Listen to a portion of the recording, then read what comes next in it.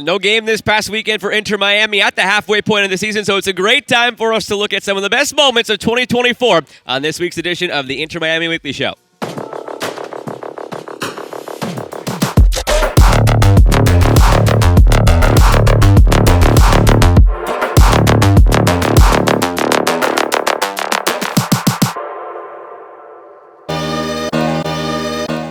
It feels like we're in the eye of the storm right now. There's a lot behind us. There's more ahead, but right now it's calm. With Kieran Gibbs, I'm Joe Malfa. Happy to have you with us on the InterMiami Weekly Show. No game this past weekend, halfway through the season. Still plenty to come down the pipeline. That includes Leagues Cup. That includes the last 16 games of the regular season. And that includes hopefully a deep run into December in the playoffs for InterMiami, of course, as well.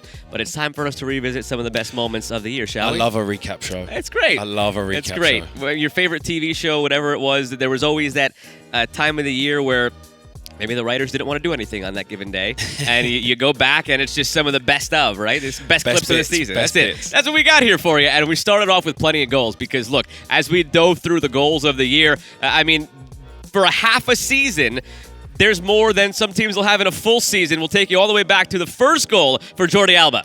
You know, it's so funny. When we watched this earlier, it feels like so long ago. It was long ago. I mean, it kind of was, but like the fact that this was this year is amazing.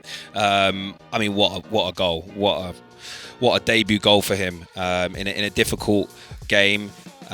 This was definitely one of the highlights. The way he takes this, wow.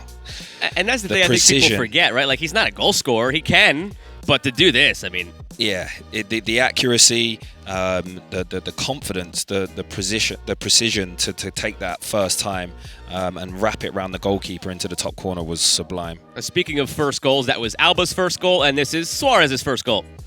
Yep, and it came again. Miami in transition. We saw how dangerous they were from the beginning of the season, and this was a classic example of that. You just can't give the ball away against them, and Suarez's improvisation. We've seen so many different types of goals from him this season, but I really like this one. It's difficult to take that first time at the near post. If you liked that one, you're going to love this one. This was his chip against DC. I know, this one was class, wasn't it? Come on. It's one of those where I feel like as a coach or as a manager, you're sitting there, no, don't do it. Don't do it. What are you doing? Pass it. Just pass it. Yeah. Oh, okay. All right. Just the audacity to take that on his weak foot, going away from the goal, the improvisation to pull that off, and the execution is honestly world class. It's absolutely world class. Could the keeper do better? Probably, but take nothing away from that. There's nothing any keeper could do about this one in front of a record crowd at Arrowhead in Kansas City against Sporting Kansas City in the Chiefs venue where they get to watch Patrick Mahomes all the time and they're used to greatness. They get this from Messi as well. Yeah, and again, what a goal. How many times do we see him, get this space in between the midfield and the back four? And I feel like David Ruiz, I gave him credit when this happened to give that to him first time and take all of those players out of the game. Just allows him that little bit of space, and then the rest is history after that. As soon as he opens it up out of his feet, he's gonna hit it. But the connection that he makes with the ball, how focused he is, and then he steadies himself and he keeps his head down, and there's just no chance for the keeper. And then we were introduced quickly to Matthias Rojas. Wow. Pick that out. At a moment where Messi wasn't on the field, I kind of felt like the attention was taken away from him a little bit, which maybe allowed him, the confidence to take that on. But, it starts direct towards the keeper. It looks like it's going, into his hands. And then from nowhere, the swerve just peels away from the goalkeeper and he tries his best to get near it. But really and truly, he has no chance of getting that. He has no chance. It is a pin-perfect free kick from Rojas. And then Leo Campana, for a player who this year has seen his role diminish a little bit because of Luis Suarez, rightfully so. You've seen what Suarez has done this year. To have your number called, to come in within 30 seconds and do this for a win against DC, incredible. Yeah, he certainly did it in emphatic style, and we spoke about the story behind it, didn't we, with Campana this season, and not managing to get as many minutes, but that was absolutely a case of why he should be in this team. And this is a case of exactly why all these players are here for InterMiami. And you go out and you get Alba and Suarez and Messi, and they all combine for this moment time and time again. It was the last game before this little break here for InterMiami against St. Louis, that 3-3 draw. How many times have we seen that? Yeah, I mean, listen, how many times have they put on a show this season, for all of the retro fans of football that have watched it for the last 10, 15 years and seen that so many times. Obviously, people that, aren't familiar with the game in Miami, if you weren't and just started watching the games, you will know that this is a combination that's been happening for years and years, and it's just so beautiful to see every time. That was probably the hardest thing that we had to do all year. I mean, we're sitting here, the weather's beautiful, we have this backdrop of the stadium here in South Florida. We have a nice life. That was the hardest thing we had to do all year. From 18 games to cut down to about 4 minutes of the best goals of the season, we left more on the cutting room floor, again, than I think a lot of teams have in highlights for the season. And this was half the season, so it's who knows what lies ahead. I can't wait to see what does lie ahead for the goal scoring and the names that we encompass in that. We see Suarez goal, Messi goal, Alba goal, Campana, Rojas, and again, plenty more where that came from. But it's not just the main stars that you picture. It's everybody everywhere who's getting in on the fun this year. That's what's been so good to see is almost the birthing of a lot of players' careers. Robert Taylor, I mean, how much did he come alive when the boys arrived, Messi and co. I love seeing these because, we spoke about it a little bit, at the start of the season. Players can also fold under these moments with these big stars coming in. It's not easy to deal with, but some of the players have just taken it in their stride, and it's just been so good to see Drake Callender, still performing at a really high level. Robert Taylor, as I said, and obviously, some of the young boys that have come in and they're still, knocking on the door and making their stamp and, staking their claim for a place in the team. It's good to see Benhar Kramashi back.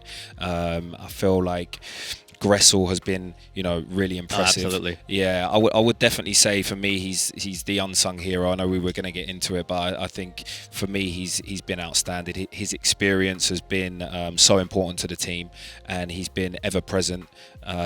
Played every game, right? Yeah, he's played every game. 6 assists. He's lethal on the set pieces, and he's had a really impressive season for me. Yeah, we'll come back to him and some more of those unsung heroes a bit in a second. But another player you just mentioned, Drake Callender, he's been terrific this year. I think it gets a little bit lost in the shuffle because of all the goals and all the big moments. But there's been a ton of games this year where he has single-handedly earned a point or earned 3 points for this group. And we'll take a look at some of his best saves now from the season, where you scratch your head and you wonder how he makes that stop, but he does. He finds a way, and we take it all the way back to the first weekend of the season, stopping Ricky Puig on the penalty in a game that InterMiami had no business taking a point from, to be fair. I think expected goals on the day were like 4-1, but it finished 1-1 because of Drake Callender. Yeah, I mean, what a save! What a save! The reaction, I love seeing how much it meant to him after he saved this, because I felt like he really believed that he was going to be able to stop him, and he did. And that's what's been so impressive for me with Drake is his belief in himself. He's really turned himself into a top keeper. He's a keeper now who is obviously in the conversation with the U.S. men's national team and part of that roster heading into Copa America for a group that has always traditionally had a great goalkeeper, thinking back to the Tim Howards of the world. And year after year, there's always been something. And now Matt Turner, right now, the unquestioned number one for the U.S., but Drake Callender knocking on the door because of, again, things like that. 1v1 on Kokoro. Has no business making that save, but he does. No business at all. And then it's one of his biggest attributes is coming off of his line and making himself big, because he is a big boy, and he's commanding. He has a presence. Listen, it's all there for him. He's really young. He's so enthusiastic about the game. He's calm. He's composed. Another great stop from him there. I love his shot stopping, and I love his ability to come off the line and collect crosses. But yeah, definitely for me, his shot stopping has been one of his biggest attributes. And you're seeing a different variety of saves here again. That one was actually Cesar Dos Santos against a Red Bull, so some love for the backup goalkeeper stepping in for Drake Callender when he was called upon. But you see it here on the dive against Colorado, whether it's point blank against a team like Montreal that we saw, the penalty save against the Galaxy, these athletic diving saves. He has every save in his arsenal, and he just continues to pull it out whenever he's called upon. And that's it. It's the variety of him as a goalkeeper. You know, we had a couple of games where, you know, his distribution could have been better, but we said that as well, how much we love the fact that he's still, you know, he doesn't let it faze him, and he still tries to play the way the manager wants him to play. Another great stop there. And even the rebound control on that. Every single rebound you're seeing in this highlight reel too, it's away, it's beyond the post. Yes. He's not giving anything, and in some cases he just catches the ball. Forget a rebound, he's just going to grab it and smother it. He's very considerate, isn't he, to his defenders. He's kind of like, guys, just don't worry about anything. I've got it from here. Which as a defender, when you have that as a goalkeeper, it's so amazing to have as a defender.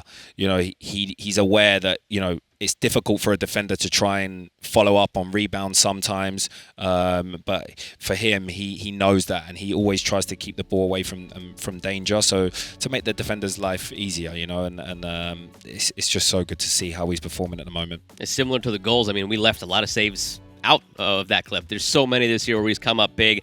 Cannot tip the cap enough to Drake Callender and all he's done for the club here this season. We'll continue to see it as the year goes along. It's one of those catch-22s, though, where you don't necessarily want to see him making saves because you want to be at the other end attacking. But you know that he is there to make the stop when he is called upon. But doubling back to that conversation we started a moment ago, unsung hero for you, Julian Gressel, without a doubt. And I think it's a great shout. Again, to your point, played every game, 6 assists. And the versatility as well. Early in the year, right around the time of the DeAndre Yedlin trade, there was a question, all right, who's going to play there? Gressel steps back. There were some injuries in the midfield when Redondo went down and Gomez went down, and players were getting hurt in that little unlucky span there. Who's going to play? Put Gressel there. You could put him wherever you need to. He's going to impact the offense and the defense. He's been a terrific pros pro in MLS for his whole career, with the U.S. men's national team as well over the last couple of years, and we've seen it quietly. Just goes about his business and gets it done in a great way. Yeah, he's a classic example of, you know, that type of player that every team needs, and he's proven it with his performances and, like you say, with his versatility. There's every team needs one of those players. I think of players like James Milner, you know, back home, was so important for a manager to be able to rely on a player. He's very reliable, always fit, always available, and ever present in the team.